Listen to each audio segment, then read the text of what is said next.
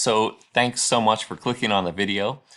The goal for this video is for me to show you the absolute most simple way you can get started with Nearpod, and I really hope I can sell you on this. I think you'll love it if you try this tool out. So I'm going to try to keep it short. So how do you get started? After you follow the directions to set up your Nearpod account, when you're logged in, you want to come find the House button. This is your collection of Nearpods. Now mine is very busy. I have several Nearpods in my collection. I've been using it for library lessons for a few years now and absolutely love it. But for your first lesson, what you'll want to do is come over here to the menu on the left. There is no need to create a Nearpod from scratch unless you'd like to. In fact, no need to recreate the wheel if somebody else has already done it. So if you look here at Nearpod Lesson Library, if you click on it, these are pre-created Nearpods that are ready to go for you. Pre-created Nearpod lessons that are ready to go for you. There are filters over here. You can search by a particular grade level or subject. But what I suggest is just coming to the search box and typing in the subject you would like to find. For example, if I'm a second grade teacher, I might type in life cycles. And as you can see, there are already many ready-to-go life cycle lessons for you to choose from. So how do you know which will be the best? All you have to do is hover over a lesson you're interested in, and you'll see down here at the bottom it says Preview Lesson. Just click on that. And this allows you to see what your students will see. It allows you to see every slide the lesson is composed of. I'll try to, please excuse how quickly I fly through these slides. I can tell you more in later videos about how to change slides, how to add new slides, and make it just absolutely perfect for what you need it for.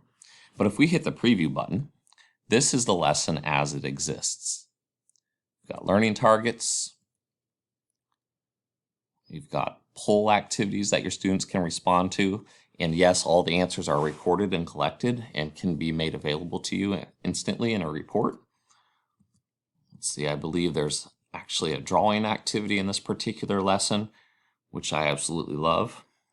This one is a short answer question. Oh, here we go, the drawing activity. I never miss a chance to draw.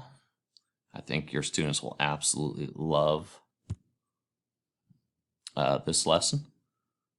And this activity is definitely a crowd pleaser.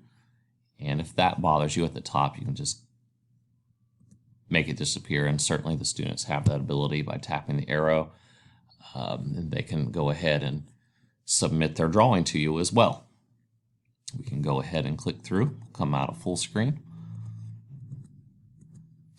So if you decide that you really love this lesson, all you need to do, and there's an embedded sway in the lesson as well, is click this blue button at the bottom that says Add to My Library. When you do that, you can click right here now where it says Show in My Library, or you can come up here to the house to see it. Right here it is, the life cycle of a frog. Now if you were to hover over top, all you need to do to assign it to your students is choose Student Paste, and it provides a code. This code is all your students need to take the lesson. That is aside from some short directions like, hey, download the Nearpod app from the App Store, whether it's Google Play or the Apple Store. Also, they could Google Nearpod, or you can find it on a normal search, and they can enter the code in there and begin the lesson. And when they're finished, it will create a report for you and show you how each student did. So again, you would go Student Paste. Student Paste gives them flexibility to begin and end the lesson whenever they like at home. Live lesson is fantastic if you're all together in one group, if we were back at school. Okay, well I hope this was a helpful preview for you. And by the way, if you want to see your reports, all you have to do is come back to the same menu, scroll down a little further, click on Reports, and you will see how your students did. You'll click on it. For example, here's one from an author's purpose lesson we did quite some time ago. If you were to click on the report,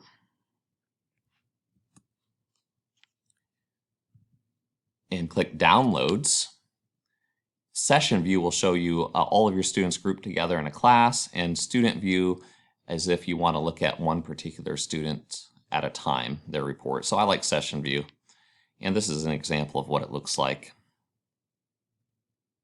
Downloads it into a nice, easy to read PDF. I'll just open it, just to give you a sample of the nice reports that Nearpod creates. You see their responses on every question, whether it's multiple choice. You see this was a draw it activity.